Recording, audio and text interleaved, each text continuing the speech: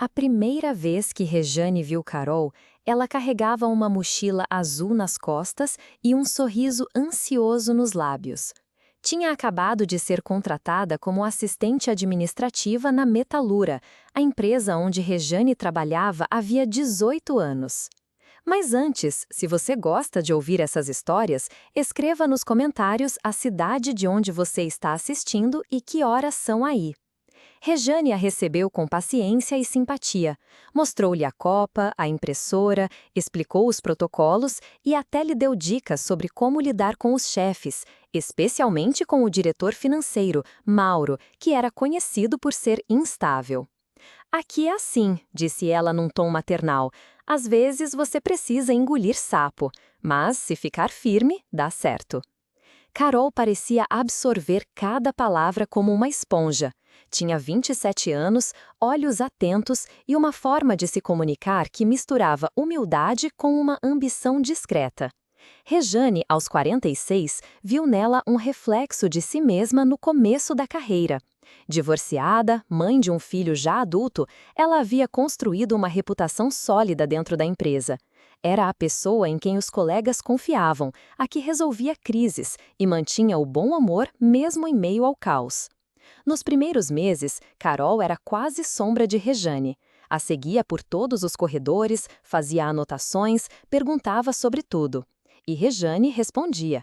Mais do que isso, defendia a nova funcionária de comentários maldosos, ajudava nos relatórios atrasados, cobria erros discretamente para que a jovem não se queimasse logo no início. Acreditava que estava formando uma aliada, talvez até uma amiga. Um dia comentou entre risos. Se eu fosse mais nova, você seria minha irmãzinha de empresa. Carol sorriu com doçura, mas não disse nada. O que Rejane não sabia, e talvez ninguém ali soubesse, era que Carol não era tão nova no mundo corporativo quanto fingia ser. Já havia passado por outras 2 empresas, saído sem deixar rastros e com recomendações que pareciam boas demais para serem verdade. E enquanto Rejane pensava estar acolhendo alguém inexperiente, Carol já mapeava todos os pontos fracos do escritório. Quem bebia demais nas confraternizações, quem se envolvia com quem era odiado em silêncio e, principalmente, quem estava prestes a cair. Foi numa tarde cinzenta de sexta-feira que algo mudou.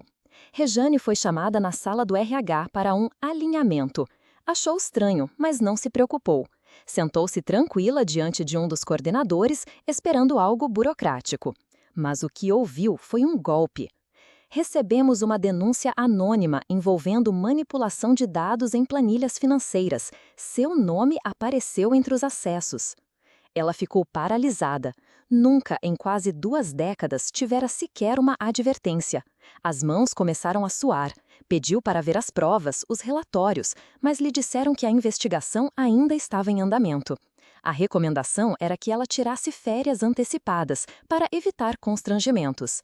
Mesmo atônita, assinou o papel. Não queria escândalo. Saiu da empresa com a alma doída e a cabeça girando. Na calçada, ao olhar para trás, viu Carol pela janela do 2º andar. Estava de pé, com o celular na mão, e sorria. Os primeiros dias em casa foram um tormento. Rejane sentia-se como se estivesse vivendo fora do próprio corpo. O apartamento, antes tão cheio de rotina e sentido, agora parecia oco, silencioso demais. Ela andava em círculos, tentando montar o quebra-cabeça do que tinha acontecido. Não era só a dor de ter sido afastada injustamente. Era o sentimento de traição, uma traição silenciosa, feita com precisão, por alguém em quem ela confiava. Foram necessárias semanas para que ela conseguisse reconstruir em sua cabeça os passos que a levaram até ali. E tudo apontava para Carol. Primeiro, lembrou-se das vezes em que ela pedia ajuda para acessar documentos internos, sempre dizendo que estava com dúvidas, que precisava aprender.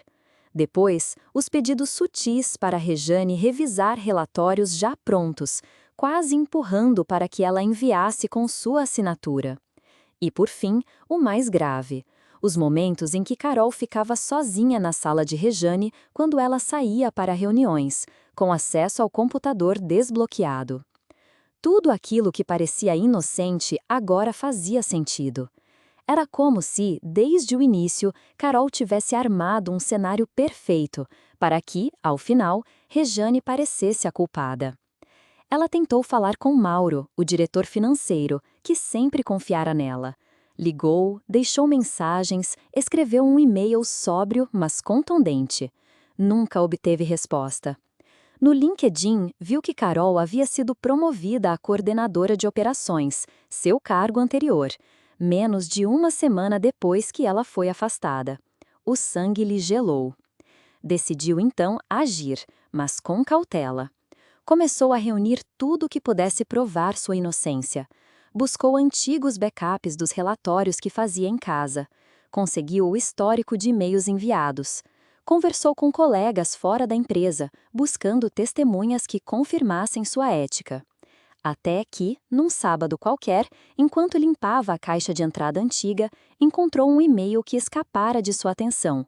Era uma troca entre Carol e um fornecedor, onde ela pedia para ajustar valores para facilitar a aprovação, e o fazia se passando por Rejane, usando um e-mail com domínio semelhante. Ela imprimiu tudo, procurou um advogado. Estava determinada a processar a empresa, por calúnia e por demissão injusta disfarçada de afastamento. Mas, mais do que isso, queria que a verdade viesse à tona. Queria que todos soubessem quem Carol realmente era. O advogado foi direto. Com esse material, temos um bom caso, mas você precisa entender que isso pode demorar e pode virar algo público. Eu não tenho mais reputação a zelar, respondeu Rejane, com os olhos fixos. Ela já destruiu isso por mim. Na segunda-feira seguinte, a notícia do processo caiu como uma bomba na Metalura. Não pelo processo em si, mas porque Rejane anexou ao processo os documentos que indicavam manipulação de dados feita por Carol, e isso, inevitavelmente, envolvia a empresa. Mauro, pressionado, foi obrigado a abrir uma auditoria interna. E aí, pouco a pouco, o véu começou a se rasgar. A auditoria começou discreta. Um consultor externo, trajando terno azul marinho e uma expressão indecifrável, passou a frequentar os corredores da Metalura com um caderno de anotações e um laptop que nunca largava. Reunia-se com Mauro a portas fechadas e pedia acesso a arquivos específicos, históricos de e-mails e planilhas antigas. Ninguém sabia ao certo o que ele procurava, mas o clima na empresa mudou. O burburinho tomou conta das mesas e até os mais experientes passaram a medir palavras. Carol, no entanto, parecia imune. Andava de salto alto, os cabelos presos num coque elegante, roupas novas e olhos que percorriam a sala com autoridade recém-conquistada. A nova função lhe dera uma sala própria e o comando de uma pequena equipe. Entre eles, jovens funcionários que a tratavam com reverência, sem saber quem ela era de verdade. Quando o nome de Rejane começou a circular novamente nos corredores, Carol fingiu surpresa. Disse a quem quisesse ouvir que sempre admirou a ex-colega, que lamentava o afastamento e que não sabia de nada além do que o RH informara. Mas, internamente, começou a suar frio. Sabia que Rejane era minuciosa e, se havia mesmo decidido lutar, não pararia até desenterrar tudo. Foi então que uma das assistentes da nova equipe de Carol, uma garota de 22 anos chamada Denise, começou a desconfiar. Notou que certos relatórios tinham dados alterados de forma estranha, sempre em documentos que Carol pedia que ela enviasse, mas que eram entregues prontos, supostamente por motivos de agilidade. Denise, que havia sido treinada justamente por Rejane antes da troca, achou tudo muito estranho.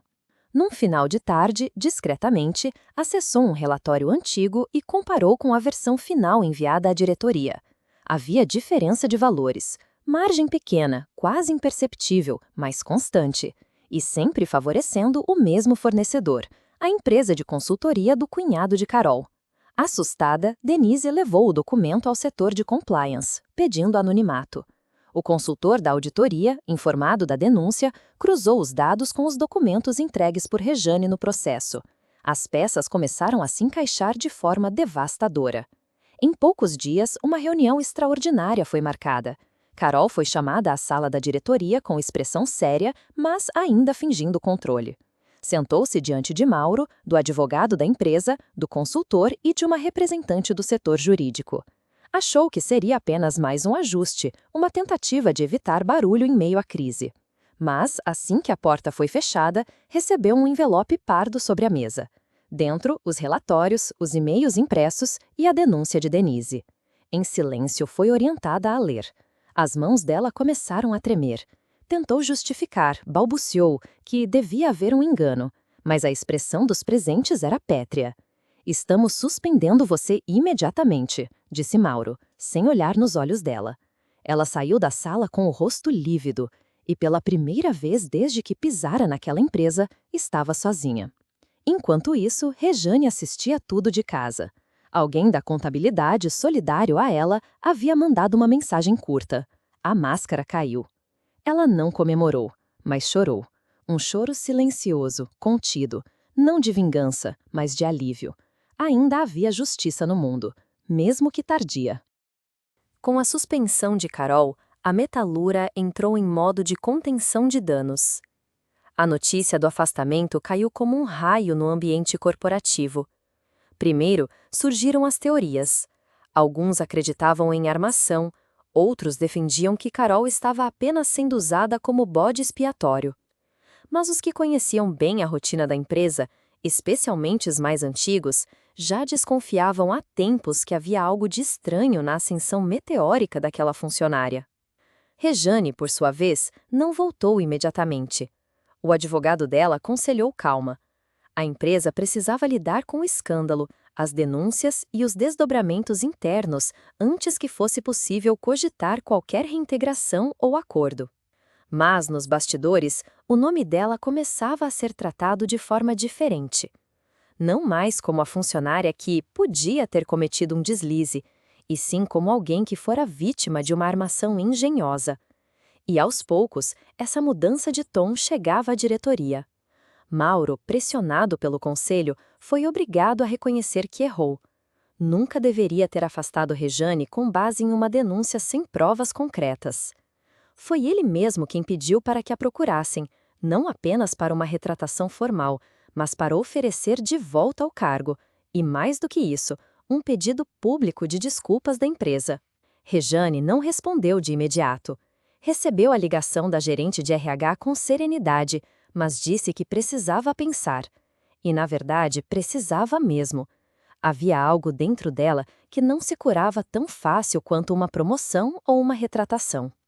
A humilhação de ser retirada da empresa em silêncio, de ter sua reputação jogada ao lama, de ver os colegas desviando os olhos quando ela passou pela portaria, tudo isso ainda estava vivo na memória. Foi só depois de uma longa conversa com o filho, um jovem advogado recém-formado, que ela decidiu que aceitaria, mas em seus próprios termos.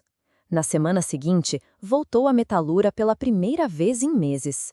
Entrou de cabeça erguida, vestida com elegância, maquiagem impecável e um olhar calmo, porém firme. Os funcionários se calaram, muitos ficaram de pé, outros, envergonhados, não conseguiam encará-la. Ela não disse nada, apenas andou em direção à sala de reuniões, onde seria feita a retratação. Sentou-se à mesa com dignidade. Mauro leu a nota da diretoria, admitindo o erro, reconhecendo sua idoneidade e destacando que as acusações eram falsas. Em seguida, passou a palavra a ela. Rejane se levantou e falou com a firmeza de quem não precisava mais provar nada para ninguém. A verdade sempre aparece. Pode demorar, mas aparece. Eu perdoo, mas não esqueço. E sigo com a certeza de que integridade não é algo que se compra nem se falsifica. Ou você tem, ou não tem. Terminou sob aplausos tímidos. Saiu sem olhar para trás. Do outro lado da cidade, Carol esvaziava a gaveta do antigo escritório em uma filial menor da Metalura. Fora transferida para um cargo irrelevante, sob investigação, com todos os acessos bloqueados e uma reputação arruinada. Ela ainda tentava em vão acionar contatos para evitar a demissão definitiva, mas o nome dela agora era associado a fraude, falsidade ideológica e conduta antiética. Já não havia mais como limpar o estrago. Rejane, por outro lado, voltava ao centro das decisões. Mas não era mais a mesma mulher. Algo nela havia mudado, e no fundo, ela sabia que ainda havia mais para resolver. Porque a ferida cicatrizava, mas nunca desaparecia completamente. O retorno de Rejane à Metalura foi marcado por uma atmosfera estranha, uma mistura de respeito, culpa coletiva e curiosidade mal disfarçada. Muitos funcionários, especialmente os mais novos, passaram a vê-la como uma espécie de sobrevivente de uma guerra silenciosa. Ela voltava ao seu antigo cargo, mas com novas atribuições. Agora participaria também do Comitê de Ética da empresa, iniciativa criada justamente após o escândalo envolvendo Carol. Mas o que mais surpreendeu a todos foi a forma como Rejane se comportava, sem arrogância, sem rancor explícito, apenas com um profissionalismo ainda mais forte, que deixava claro que ela estava ali por mérito e por escolha própria. Entretanto, nem tudo havia sido resolvido. Alguns dados na auditoria ainda estavam sob sigilo, especialmente uma movimentação financeira relacionada ao mesmo fornecedor que Carol privilegiava. Rejane foi convidada a acompanhar a continuidade da investigação interna e algo chamou sua atenção. A assinatura final de aprovação de vários contratos fraudulentos não era da própria Carol, mas de Mauro. Aquilo fez algo pulsar dentro dela. Durante anos, confiara em Mauro como um mentor. Ele fora quem a promovera, quem sempre defendera seu trabalho, até o dia em que, sem hesitar, a afastou com base em uma denúncia. Agora, de posse daquelas informações, ela começava a considerar uma possibilidade que até então lhe parecera impensável. E se Mauro estivesse envolvido? Ela revisitou os e-mails entregues ao advogado, cruzou datas, pagamentos, arquivos antigos. Tudo indicava que Carol fora usada como peça de manobra. Ela ganhava comissões, claro, mas o verdadeiro beneficiado parecia ser outro. E quando Rejane encontrou, em um backup antigo, uma troca de mensagens entre Mauro e o dono da consultoria, falando de valores redirecionados e garantias futuras para ambos, soube que estava diante de algo muito maior. Mais uma vez, a sede por justiça queimou por dentro. Ela levou os documentos diretamente ao Comitê de Ética, mas desta vez não confiou apenas no sistema interno da empresa. Rejane procurou o mesmo jornalista que, meses antes, havia feito uma matéria discreta sobre o escândalo inicial da Metalura. Marcou um encontro em um café do centro da cidade e entregou cópias de tudo. "Está pronta para se expor?" perguntou ele, cauteloso. "Não tenho mais nada a perder, e agora eu sei que essa empresa merece saber quem está no comando." A matéria saiu na semana seguinte com uma manchete direta: diretor financeiro de multinacional é acusado de envolvimento em esquema de fraudes internas. Foi como jogar gasolina numa fogueira que ainda fumegava. A Metalura entrou em crise institucional.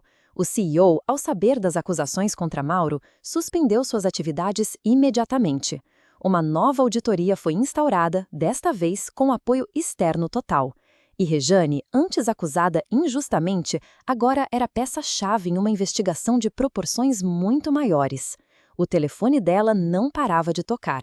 Gente da empresa pedindo desculpas, jornalistas querendo entrevista, consultorias oferecendo cargos. Mas ela manteve o foco, queria que a verdade viesse à tona, até o fim.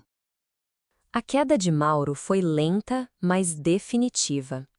As provas reunidas por Rejane, cruzadas com os dados da auditoria e os registros da contabilidade, deixavam claro que ele havia autorizado pagamentos irregulares para a empresa de consultoria ligada a Carol. O rombo nos cofres da Metalura não era pequeno, ultrapassava os R$ 2 milhões em desvios acumulados ao longo de 4 anos. O mais grave, no entanto, era o silêncio. A forma como ele manipulava os processos internos, usava a confiança da diretoria e se escondia atrás de funcionários subalternos para maquiar os dados. Carol foi apenas uma peça útil, e Rejane, o obstáculo que ele precisava tirar do caminho. Quando a reportagem saiu, com os documentos vazados e uma cronologia dos eventos, a empresa teve que agir rápido. Mauro foi demitido por justa causa. A Metalura emitiu um comunicado oficial anunciando uma reestruturação completa da área financeira e afirmando estar comprometida com a transparência e a ética corporativa. Palavras que, até pouco tempo antes, pareciam apenas parte do material institucional impresso nos murais dos corredores. Rejane não celebrou, apenas respirou aliviada. Ainda assim, sua presença na empresa tornava-se cada vez mais emblemática. Ela passou a ser chamada para reuniões estratégicas, tornou-se referência para outros departamentos e foi convidada informalmente a assumir um novo cargo de coordenação ética em nível nacional. Era o tipo de reconhecimento que, antes, jamais teria lhe sido oferecido, e ela sabia bem por quê. Mas também sabia que havia algo quebrado dentro dela. A experiência deixara marcas. Não apenas pela injustiça vivida, mas pelo choque de descobrir quem realmente era Mauro. Alguém em quem confiara. Alguém que elogiava seu desempenho em reuniões e depois, pelas costas, tramava sua queda. Foi seu filho, mais uma vez, quem lhe deu uma perspectiva diferente. Mãe, você não venceu só por provar sua inocência. Você venceu porque se recusou a jogar o jogo sujo deles. Manteve sua postura. E hoje é mais respeitada do que todos eles juntos. Ela ouviu aquilo com os olhos marejados. Queria acreditar que era verdade. Alguns dias depois, ao entrar na empresa, notou uma movimentação diferente no hall de entrada. Em uma das paredes, a Metalura havia inaugurado um painel chamado Valores que nos representam. E no centro, entre fotos de funcionários antigos e atuais, havia uma imagem dela, Rejane, ao lado de uma citação. É preciso coragem para se manter íntegra, onde todos esperam que você se curve. Foi ali, diante daquele painel, que ela entendeu. Sua história agora fazia parte da história da empresa. E não mais como uma sombra, mas como uma luz difícil de ignorar. Na semana seguinte, enquanto tomava café em silêncio na sala de descanso, viu Denise, a jovem assistente que ajudara na denúncia, se aproximar. Rejane, só queria agradecer. Você me ensinou que a gente não pode ter medo de fazer o certo. Ela sorriu e, pela primeira vez em muito tempo, sentiu que tudo havia valido a pena. Mas a história ainda não terminava, porque algo dentro de Rejane dizia que aquele mundo corporativo tinha mais verdades escondidas, e que ela, agora, era uma mulher que sabia como encontrá-las. Passaram-se 3 meses desde a queda de Mauro. A Metalura, ainda se recuperando da crise, adotou uma política de reestruturação total. Departamentos foram fundidos, diretores antigos substituídos e novos protocolos de transparência foram implementados, muitos deles inspirados diretamente nos relatórios e sugestões apresentados por Rejane. Ela, embora reconhecida e respeitada, mantinha um perfil discreto. Não buscava os holofotes, apenas a integridade. Mas, para muitos dentro da empresa, ela se tornara símbolo de resistência. E mesmo fora da Metalura, seu nome passou a circular em fóruns corporativos e eventos de compliance como referência em coragem ética. No entanto, havia um detalhe que ainda a inquietava. Durante as investigações, um dos contratos antigos passou batido por todos. Era uma negociação pequena, de valores modestos, com uma empresa de tecnologia que prestava consultorias esporádicas, nada aparentemente suspeito. Mas Rejane, meticulosa como era, percebeu um nome na documentação: Alan Guimarães, sócio oculto da consultoria, que coincidentemente era também cunhado de Mauro. A conexão podia parecer irrelevante, mas para ela não era. Rejane decidiu então investigar por conta própria. Usou contatos que mantinha na área contábil de empresas parceiras, pediu ajuda a um ex-colega aposentado e puxou certidões e cadastros. E foi aí que encontrou um padrão repetido. A mesma empresa de Alan aparecia em outros contratos, de outras áreas da Metalura, assinados por diferentes gestores, com pequenas variações nos nomes, mas sempre com a mesma conta bancária final. Era um esquema ainda mais amplo do que imaginavam, Mauro era apenas uma das pontas, e, ao que tudo indicava, havia uma rede inteira de favorecimentos internos em diferentes setores, pulverizados em valores pequenos para não chamar atenção. Rejane sentou-se diante dos dados com um sentimento contraditório. Parte dela queria encerrar aquele capítulo, seguir a vida, mas outra parte, a parte ferida, indignada, justa, sabia que precisava continuar. Foi então que decidiu procurar o presidente do Conselho da Metalura, um homem austero, de perfil reservado, mas que havia demonstrado sensibilidade ao lidar com o caso Mauro. Ela pediu uma reunião privada. Durante quase 2 horas, apresentou tudo: os nomes, os documentos, os depósitos, os vínculos cruzados. O homem ouviu em silêncio. Só ao final, tirou os óculos e perguntou: "Você tem noção do que isso significa, Rejane?" Ela respondeu, firme: "Tenho, e também sei o que acontece quando se varre esse tipo de coisa para debaixo do tapete." Na semana seguinte, a Metalura anunciou a criação de um comitê externo de investigação. E Rejane, dessa vez, não apenas foi convidada para participar, como foi nomeada a presidente do comitê. O escândalo que todos achavam encerrado estava apenas começando a mostrar suas raízes. A nomeação de Rejane como presidente do Comitê Externo de Investigação foi recebida com reações mistas dentro da Metalura. Havia aqueles que se sentiam ameaçados, alguns, inclusive, tentaram pedir afastamento antes mesmo da auditoria começar. Mas a maioria via nela uma espécie de justiça tardia, alguém que não estava ali para destruir, e sim para limpar, recomeçar, reconstruir com dignidade. Durante os 6 meses seguintes, Rejane conduziu uma varredura como poucas vezes se viu em empresas daquele porte. Ela não aceitava acordos obscuros, não fazia vista grossa. Insistia em entrevistar pessoas de todos os níveis, da faxineira ao diretor de operações. Cada conversa era documentada, cada dado checado 2 vezes. O que descobriu foi assustador. A rede de corrupção era enraizada, sutil, feita de favores, reembolsos falsos, contratações cruzadas. Havia pessoas que se protegiam mutuamente há mais de uma década. Algumas delas ocupavam cargos altos, outras já estavam aposentadas, vivendo tranquilamente com o dinheiro desviado em silêncio. Mas todas, direta ou indiretamente, contribuíram para manter uma cultura que favorecia o silêncio. Ao final do processo, o comitê divulgou um relatório de 148 páginas, entregue à diretoria, aos acionistas e aos órgãos reguladores. Houve demissões, processos judiciais, bloqueio de bens e, principalmente, uma profunda mudança na estrutura interna da Metalura. Rejane, mesmo diante de tanta exposição, manteve-se firme, mas por dentro sentiu-se exausta. Foi então que recebeu uma proposta. Uma universidade de renome a convidou para ministrar uma disciplina de ética corporativa. Não apenas isso, propuseram que ela coordenasse uma nova pós-graduação voltada à prevenção de fraudes empresariais. Seria uma mudança de ritmo, de cenário, de ar, e talvez fosse disso que ela mais precisava. Ela aceitou. No último dia na Metalura, Rejane fez questão de passar por cada setor.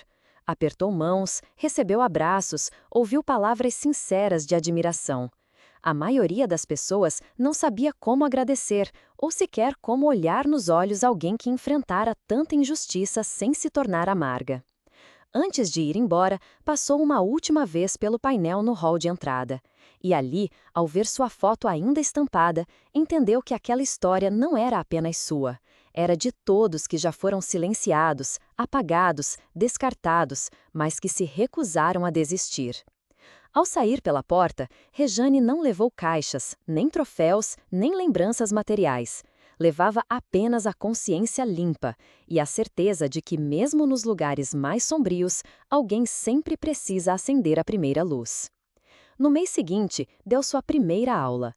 Diante de uma turma cheia de jovens ansiosos, falou com a voz calma de quem já viveu tudo aquilo que o livro-texto ainda não ousa contar. E no fim da aula, ao ser questionada por uma aluna sobre qual o maior erro que se pode cometer em uma empresa, ela respondeu: Fingir que não viu o que está errado. Porque depois disso, é a gente que se perde. Se essa história te prendeu do começo ao fim, imagine quantas Rejanes existem por aí lutando em silêncio dentro de empresas corrompidas. Se você torceu por ela, se sentiu revolta, justiça ou até um alívio no final, então este canal é para você. Aqui, a gente conta as histórias que ninguém tem coragem de expor. Curta este vídeo, se inscreva no canal e ative as notificações, porque todo dia tem uma nova verdade vindo à tona. E você vai querer estar aqui para ouvir.